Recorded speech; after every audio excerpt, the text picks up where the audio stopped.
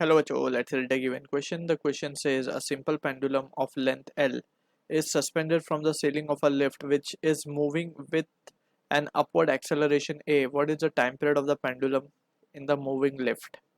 So, अगर हम बात करें, we need to understand about the concept of the effective acceleration due to gravity. That is, we can say, अगर हम सबसे पहले तो expression लिखते हैं time period of a simple pendulum, it is given by the expression t equals to 2 pi under root L by g, right? So this is also the concept that has been needed over here. So time period होता है कोई भी simple pendulum का 2 pi under root L by g and it is g effective basically. अब यहाँ पे g effective का क्या मतलब है? g effective basically अगर हम the pendulum is kept in a normal condition, right? Like for example in air, in open space we can say. So in that situation the acceleration due to gravity will be g, यानी कि g effective will be g for normal condition, right?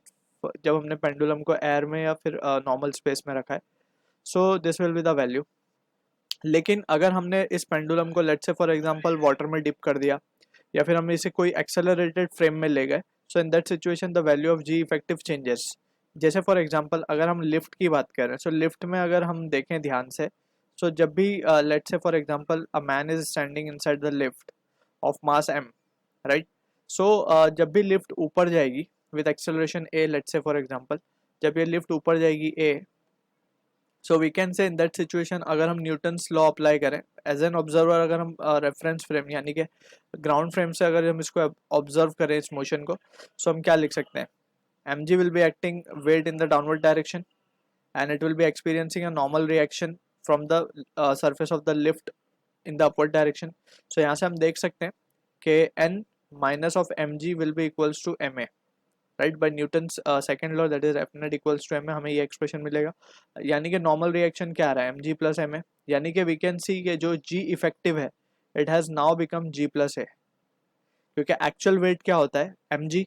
लेकिन अब क्या आ रहा है? M G plus ए, यानी कि वेट कुछ एक्चुअली उसका बढ़ चुका है. ये केस कब होगा? जब लिफ्ट ऊपर जा रही है. जब लिफ्ट नीचे जाएगी व्हेन मूविंग अपवर्ड्स, तो हम लिख देते हैं व्हेन मूविंग अपवर्ड्स. जब नीचे आएगी लिफ्ट तो क्या होगा? एज वी नो कि उसका weight it appears to be decreased.